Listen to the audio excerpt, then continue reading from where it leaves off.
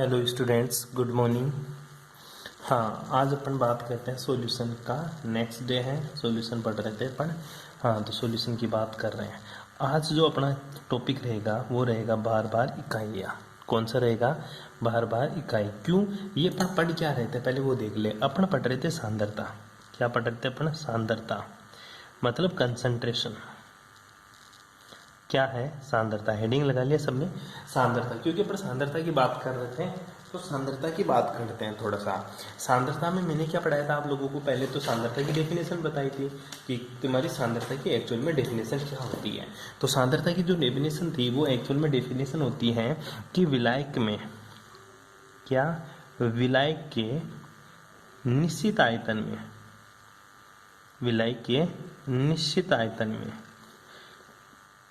विलायक के निश्चित आयतन में विलेय की मात्रा, विलेय की मात्रा क्या कहलाती है? मेरी सांद्रता कहलाती है।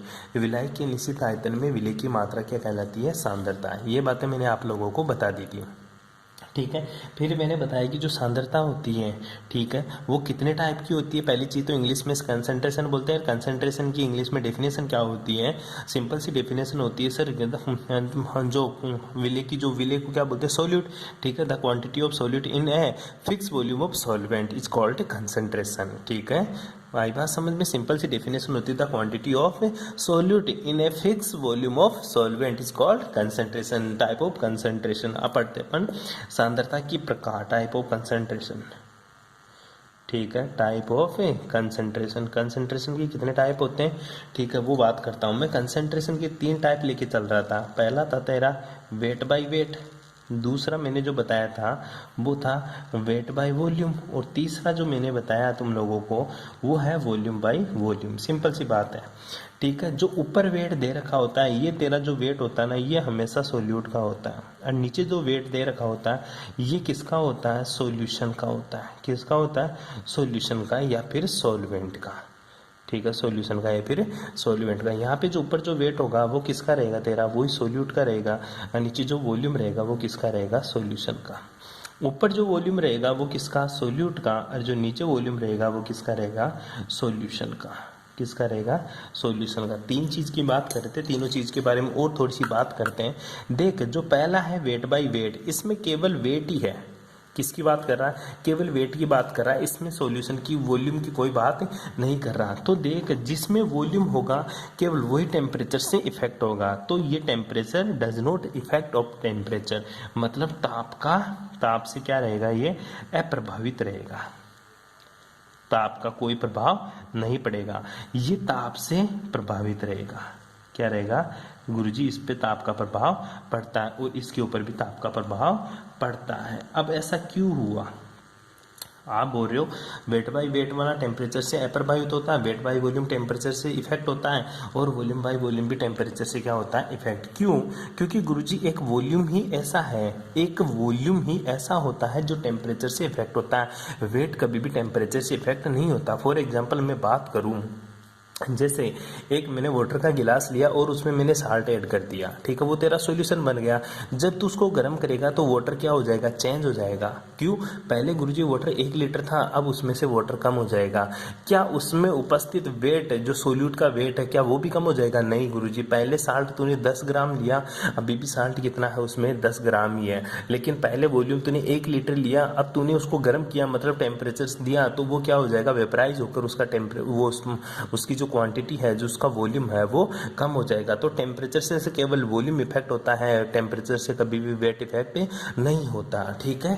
तो अपन जो पढ़ रहे थे वेट बाय वेट में, तो वेट बाय वेट में जो पहली चीज बात करेंगे अपन, वो पढ़ेंगे वो परसेंटेज भार, ठीक है, प्रतिशत भार, या परसेंटेज वेट की बात करेंगे, या भार प्रतिशत की बात करेंगे, ठीक है, या द्रव्यमान प्रतिशत की बात करेंगे। इसको कभी कभी द्रव्यमान प्रतिशत भी अपन बोल देते हैं। पहली जो बात करेंगे इसमें वो द्रव्यमान की बात करेंगे। दूसरा जो इसमें पढ़ेंगे वो अपन पढ़ेंगे मोलैलिटी। किसकी बात करेंगे? मोलैलिटी। मोलैलिटी को हिंदी में मोललता बोलते हैं, और इसको किससे शो करते हैं? स्मॉल एम से प्रदर्शित करते हैं। और इसको किससे शो करते हैं? इसको गुरुजी स्मॉल एम से शो करते हैं। उसके बाद में जो बात करेंगे अपन, ये तीसरी, वो बात करेंगे गुरुजी अपन मोल फ्रैक्शन की। किसकी बात करेंगे? Mole fraction. अब गुरुजी मोल फ्रैक्शन को क्या बोलते हैं? इसको मोल भिन्न बोलते हैं। हिंदी में इसके बहुत नाम है। इसको क्या बोलेंगे? मोल भिन्न या मोल अंश, मोल भिन्न या मोल अंश, या इसी को अपन बोलेंगे मोल प्रभाज। क्या बोलेंगे? मोल प्रभाज। और इसको किससे डिनोट करते हैं? इसको गुरुजी एक्स से डिनोट करते हैं। सिंपल सी बात करते हैं, ठीक है। ये चीज़ें अपन इसके अंदर पढ़ेंगे। उसके बाद आता है गुरुजी वेट बाय वॉल्यूम में। वेट बाय वॉल्यूम में जो बात करेंगे अपन, वो बात करेंगे सबसे पहले गुरुजी मैं यहाँ पे पढ़ूंगा मोललता। क्या पढ़ूंगा? मोलरता। मोलरता को किसे दिखाते हैं? कैपिटल एम से। दूसरा अपन जो पढ़ेंगे वो किसकी बात करेंगे गुरुजी? यहाँ पे नॉर्मलता। किसकी बात करते हैं? नॉर्मलता। नॉर्मलता को कैपिटल एन से दिखाते हैं। और जो तीसरी बात करते हैं अपन फॉर्मलता। किसकी बात कर रहे हैं? फॉर्मलता। फॉर्मलता को अपन किससे दिखाते हैं? इस कैपिटल एफ से दिखाते हैं, ठीक है। ये पढ़ेंगे। और temperature volume by volume word अपन कुछ भी नहीं पढ़ेंगे, केवल यही बातें करेंगे, ठीक है। जो मोलरिटी, फॉर्मलिटी और जो क्या होती थी मोलरिटी, ये अपन क्लास 12th में भी 11th में भी पढ़ चुके हैं और अपन ने पहले भी डिस्कस कर लिया। अपन जो पढ़ेंगे वो पढ़ेंगे अपन वेट बाय वेट की बात करेंगे, ठीक है। तो जो पहली बात करेंगे अपन किसकी बात करेंगे? वो वेट बाय वेट में। वेट बाय वेट में पहली बात जो बात करेंगे वो बात करेंगे गुरुजी, सिंपल सी बात है। मैं द्रव्यमान प्रतिशत की या भार प्रतिशत की पहली जो बात करूंगा वो है द्रव्यमान प्रतिशत। क्या है तेरा? द्रव्यमान प्रतिशत, या इसी को क्या बोलूंगा मैं? भार प्रतिशत। भार प्रतिशत यानी परसेंटेज वेट या परसेंटेज मास, दोनों बात एक ही है। अब परसेंटेज वेट और परसेंटेज मास है, इसकी जो डेफिनेशन होती है गुरुजी वो क्या होती है, ठीक है। तुझे कुछ नहीं करना, 100 ग्राम क्या है? 100 ग्राम विलियन में, 100 ग्राम विलियन में उपस्थित है, 100 ग्राम विलियन में उपस्थित विलेय की ग्राम में मात्रा, विलेय की ग्राम में मात्रा क्या कहलाती है? परसेंटेज वेट या परसेंटेज मास कहलाती है। तो इसका डेफिनेशन क्या होगा सर? इसका डेफिनेशन होगा परसेंटेज वेट या द्रव्यमान प्रतिशत बराबर है, अपन लिख सकते हैं क्या? विलेय का द्रव्यमान या विलेय का भार, विलेय का द्रव्यमान, क्या रे? विलेय का द्रव्यमान डिवाइडेड बाय, विलेय का द्रव्यमान डिवाइडेड बाय विलियन का द्रव्यमान, विलियन का द्रव्यमान। और प्रतिशत का चिन्ह है, इसलिए अपन इसको किससे मल्टीप्लाई करेंगे? 100 से, ठीक है। जो विलेय का द्रव्यमान है यानी मास ऑफ सोल्यूट है, उसको मैं डिनोट करूंगा किससे? WA से। किससे डिनोट किया? WA से। और जो विलियन का द्रव्यमान है, तुझे पता है विलियन में मतलब सॉल्यूशन में क्या होता है? वेट ऑफ सोल्यूट है और वेट ऑफ सॉल्वेंट, दोनों का मिक्सर होता है विलियन। वेट ऑफ सॉल्यूट और वेट ऑफ सॉल्वेंट दोनों का मिक्सर होता है। तो इसको मैं लिख दूंगा WA plus WB, WA plus WB into 100 से मल्टीप्लाई कर दिया, इंटू 100 से क्या कर दिया मैंने? इसको मल्टीप्लाई कर दिया। ये सिंपल सी बात है, अपन ने किस में कर ली? द्रव्यमान प्रतिशत में। किस में कर ली रे? द्रव्यमान प्रतिशत में, जहां पे WA क्या है? WA है weight of solute, weight of solute. और WB क्या है sir? Wait of solvent, wait of solvent, ठीक है। बस ये ध्यान रखना आपको, यहाँ तक किसी को कोई दिक्कत है? ये है तेरी भार इकाई जो अपन ने पढ़ ली है, ठीक है। सिंपल सी है, इसमें कोई बड़ी बात नहीं है, ये तुम आसानी से देख सकते हो, ठीक है। यहाँ तक किसी को कोई प्रॉब्लम? अरे यहाँ तक किसी को कोई प्रॉब्लम? ठीक है। ये परसेंटेज वेट तू यहाँ से निकाल सकता है। आगे जो बात करते हैं अपन, दूसरा जो टॉपिक आता है अपना मोलरिटी का आता है। तो मोलरिटी की बात करते हैं कि गुरुजी मेरी मोलरिटी क्या होती है, ठीक है। तो देख तू मोलरिटी को हिंदी में क्या बोलेंगे? मोललता। क्या बोलेंगे इसको? मोललता, मोललता, मोललता, ठीक है। स्मॉल m से इसको डिनोट करते हैं, ठीक है मेरे भाई। अब देख मोलरिटी की जो डेफिनेशन होती है वो क्या होती है, ठीक है। यहाँ ऊपर 100 ग्राम लिया था, अब तू ले ले 1000 ग्राम। क्या लिखेगा? 1000 ग्राम या 1 kg, 1000 ग्राम या 1 kg विलायक में, 1000 ग्राम या 1000 ग्राम या 1 kg विलियन था वहाँ पे, यहाँ पे विलायक में, विलायक में, विलायक में उपस्थित विलेय की ग्राम में मात्रा, विलेय की ग्राम में मात्रा क्या कहलाती है? मेरी मोललता कहलाती है। क्या कहलाती है? मेरी मोललता कहलाती है। इसे किससे डिनोट करते हैं? इससे स्मॉल m से डिनोट करते हैं, किससे डिनोट करते हैं, इसको स्मॉल m से डिनोट करते हैं। अब देख मोलता का जो अपन फॉर्मूला बनाते हैं वो क्या होगा वो देखते हैं एक बार के लिए। हाँ, तो मोलिलिटी की डेफिनेशन क्या हो जाएगी, 1000 ग्राम विलायक में उपस्थित विलेय की ग्राम में मात्रा मोललता कहलाती है। अर्थात इंग्लिश में क्या बन गई, मोलिलिटी क्या होती है, ठीक है, the presence of the solute in the 1000 gram of solvent is called molality. ठीक है, कितनी ग्राम की मात्रा जो सोल्यूट की प्रेजेंट है अपनी 1000 ग्राम सॉल्वेंट में क्या कहलाती है, मेरी मोलिलिटी कहलाती है। ठीक है, तो मोलिलिटी की जो अपन बात कर रहे हैं, तो मोलिलिटी की जो एक्चुअल में डेफिनेशन होगी, ठीक है, वो क्या होगी वो देखो। अब सर मोलिलिटी को मैं शो करूंगा किससे, स्मॉल m से। किससे शो करूंगा, स्मॉल m से। और स्मॉल m किसके बराबर हो जाएगा गुरुजी, सिंपल सी बात है, विलेय के मोल, विलेय के मोल। ठीक है, उपस्थित विलेय की ग्राम में मात्रा नहीं, उपस्थित विलेय के मोल, विलेय के मोल, परिभाषा में विलेय के मोल लिखोगे, विलेय के मोल डिवाइडेड बाय विलाय की ग्राम में मात्रा, विलाय की मात्रा। ठीक है, किसमें, केजी में। अगर केजी में लेंगे तो कुछ नहीं करेंगे, अगर केजी की जगह ग्राम लिखोगे तो ऊपर किससे गुणा कर दोगे, 1000 से गुणा कर दोगे। ठीक है, देखते हैं, मैंने बोला अगर केजी में लोगे तो कुछ नहीं करना, अपन को डायरेक्ट फॉर्मूला लिख देंगे। अगर उसको ग्राम में लिखोगे तो कैसे लिखोगे, वही विलेय, विलेय के मोल, विलेय के मोल डिवाइडेड बाय विलायक, विलायक का भार या विलाय की मात्रा, किसमें, ग्राम में, तो ऊपर किससे गुणा कर दोगे, 1000 से गुणा कर देंगे। सिंपल सी बात है। अब विलेय के मोल निकालना चाहिए, क्या आना चाहिए, विलेय के मोल। ठीक है, mole of solute divided by, mole of solute divided by क्या, वेट ऑफ सॉल्वेंट या फिर mass of solvent into 1000 equals to molality. ठीक है, तो ये ऊपर तेरे मोल ऑफ सोल्यूट। अब तू याद कर मोल ऑफ सोल्यूट को कैसे बदलता था, मोल ऑफ सोल्यूट। ठीक है, मोल ऑफ सोल्यूट बराबर क्या होता था, ठीक है, mass of solute, mass of solute या वेट ऑफ सोल्यूट। ठीक है, वेट ऑफ सोल्यूट है divided by molar mass of solute. क्या लिखता था, मोलर मास ऑफ सोल्यूट। ये तो बातें करता था तू। ठीक है, given mass divided by molar mass है, given mass divided by molar mass, और मास तुझे ये निकाल आना चाहिए। ठीक है, और इसको ऊपर वैल्यू पुट करेंगे तो इसका फॉर्मूला चेंज हो जाएगा, कैसे, ऐसे m इक्वल्स टू, ऊपर लिखेगा तू mass of solute, mass of solute. ठीक है, डिवाइडेड बाय नीचे क्या लिखेगा, molar mass, molar mass of solute.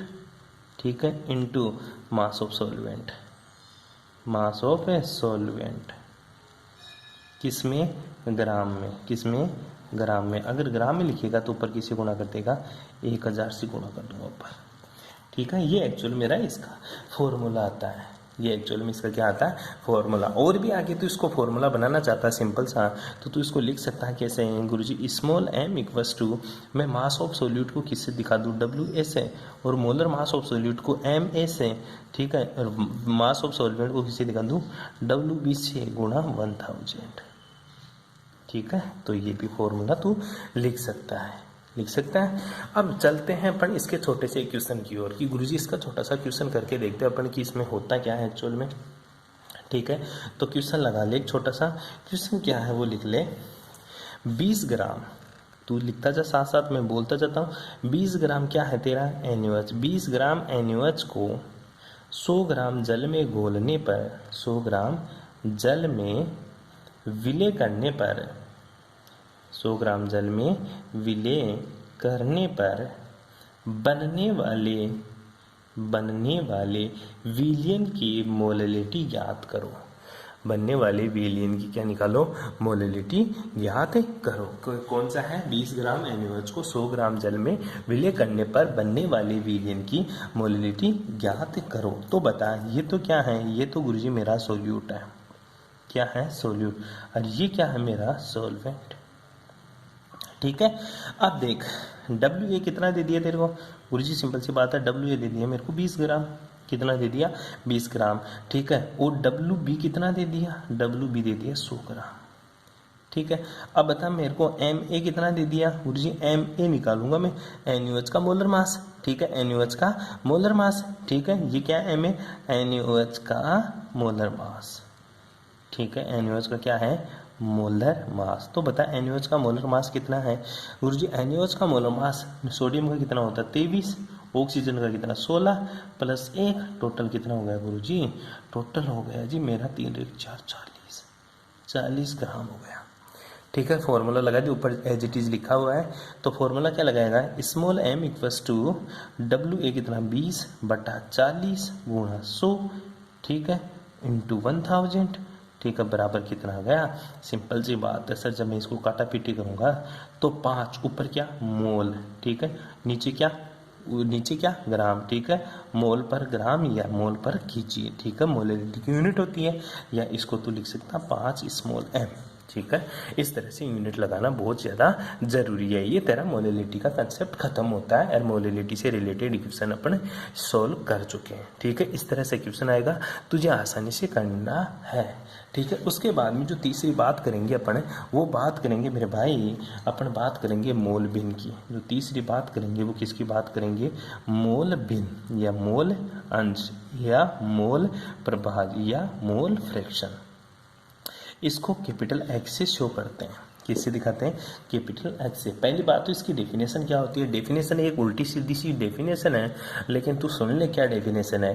विलयन में उपस्थित किसी अवयव का, क्या, विलयन में उपस्थित किसी अवयव का मोल अंश विलयन में उस अवयव के मोल तथा विलयन में उपस्थित सभी अवयवों के कुल मोलों का अनुपात है। दोबारा सुनो, विलयन में उपस्थित किसी अवयव का मोल अंश मतलब मोल बिन, विलयन में उपस्थित किसी कंपोनेंट का मोल अंश क्या होता है, विलयन में उपस्थित उस अवयव के मोल डिवाइडेड बाय सभी अवयवों के मोल अंश का, सभी अवयवों के कुल मोलों का अनुपात मोल अंश कहलाता है। सिंपल सी बात करें, एक सॉल्यूशन है, सॉल्यूशन में दो चीज़ है तेरे पास है, एक तो गुरुजी मेरे पास सोल्यूट है, एक तो क्या मेरे पास सोल्यूट, दूसरा मेरे पास क्या है गुरुजी सॉल्वेंट है, ठीक है। तो मुझे मोल फ्रैक्शन चाहिए, एक तो सोल्यूट का मोल फ्रैक्शन मतलब मोल बिन, एक तो सोल्यूट का, इसको मैंने दिखा दिया एक्स से, और जो सॉल्वेंट का मोल फ्रैक्शन है इसको मैंने दिखा दिया एक्स बी से,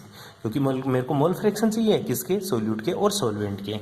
अब देख, मोल फ्रैक्शन की जो डेफिनेशन होती है ना वो क्या होती है, विलयन में उपस्थित किसी अवयव का मोल बिन, अवयव कौन सोल्यूट, इसका मोल बिन क्या होगा, इसका मोल बिन क्या होगा एक्स से, वो सुन, विलयन में उपस्थित उसी अवयव का मोल मतलब सोल्यूट के मोल, और सोल्यूट के मोल मैंने किससे दिखा दिया Na से, विलयन में उपस्थित है उसी अवयव के मोल तथा विलयन में उपस्थित कुल अवयवों के मोलों का योग का अनुपात, कुल अवयव कौन, सोल्यूट और सॉल्वेंट, तो सोल्यूट के मोल अंश क्या Na और दूसरा सॉल्वेंट के क्या Nb, उन दोनों के योग का अनुपात, योग का अनुपात क्या कहलाता है, मोल बिन कहलाता है। दोबारा समझ डेफिनेशन को, देख मैं हाथ रख रहा हूँ, वो भी चीज देखते जाना साथ साथ में। विलयन में उपस्थित है किसी अवयव मैंने सोल्यूट ले लिया, किसी अवयव का मोल बिन एक्स से क्या होता है, विलयन में उस अवयव के मोल तथा विलयन में उपस्थित सभी अवयवों के कुल मोलों का अनुपात मोल बिन कहलाता है, ठीक है। इसी तरह बता सोल्यूट के मोल भिन्न क्या होंगे गुरुजी, सोल्यूट के जो मोल भिन्न होंगे वो होगा Nb divided by Na plus Nb, क्योंकि टोटल तो क्या है Na प्लस Nb है, टोटल तो मेरे पास, टोटल तो क्या है मेरे पास है Na प्लस Nb है, यहाँ तक कोई प्रॉब्लम, ठीक है।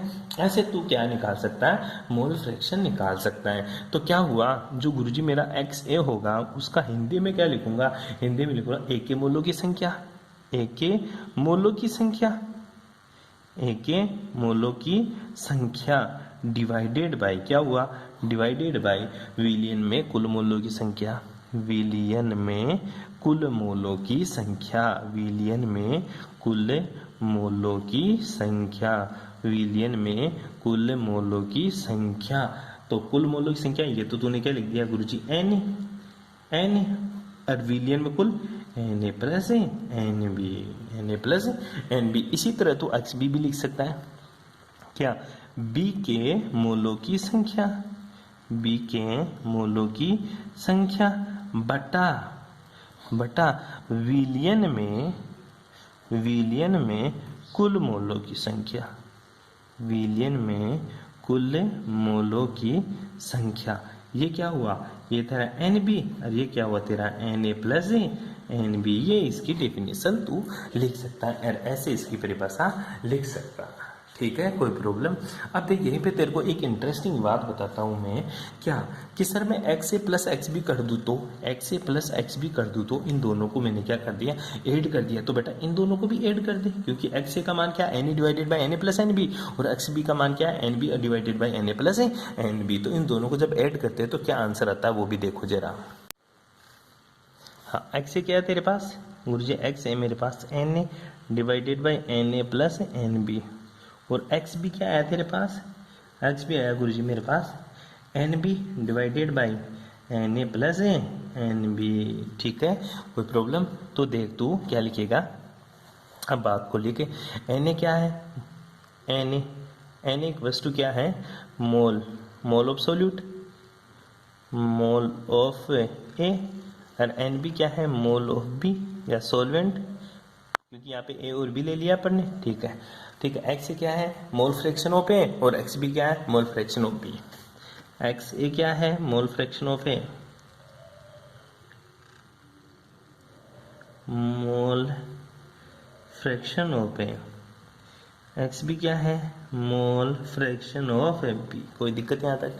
ठीक है, मैं दोनों को ऐड कर रहा हूँ। कैसे गुरुजी, मैंने किया XA प्लस XB, तो XA प्लस XB करेगा तो यहाँ पे क्या आ जाएगा तेरा Na divided by Na plus NB plus NB divided by Na plus NB कर लेगा। तो तेरा XA प्लस XB किसके बराबर आ गया, ये आ गया Na plus NB divided by नीचे वाला Na प्लस NB। और ये किसके बराबर हो गया गुरुजी, सिंपल सी बात है, ये हो गया XA प्लस XB बराबर 1।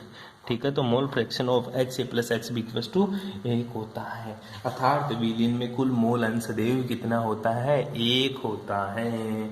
सदैव कितना होता है, 1 होता है। ये तेरा मोल फ्रैक्शन का सिंपल सा बात हुई। तो मोल फ्रैक्शन के ऊपर अपन क्वेश्चन भी कर लेते हैं। ठीक है, तो वो देख, मोल फ्रैक्शन के ऊपर जो क्वेश्चन करते हैं वो क्या आता है वो देख। एथिलीन ग्लाइकोल, क्वेश्चन सुन ले मेरे भाई। ठीक है, क्वेश्चन क्या है वो देख ले, सिंपल सा। जो एथिलीन ग्लाइकोल होता है, पहली बात तो गुरुजी एथिलीन ग्लाइकोल का फॉर्मूला CH2OH, CH2OH बोल रहा है कि एथिलीन ग्लाइकोल के उस मोल अंश की गणना करो, मतलब एथिलीन ग्लाइकोल का मोल अंश निकाल XA।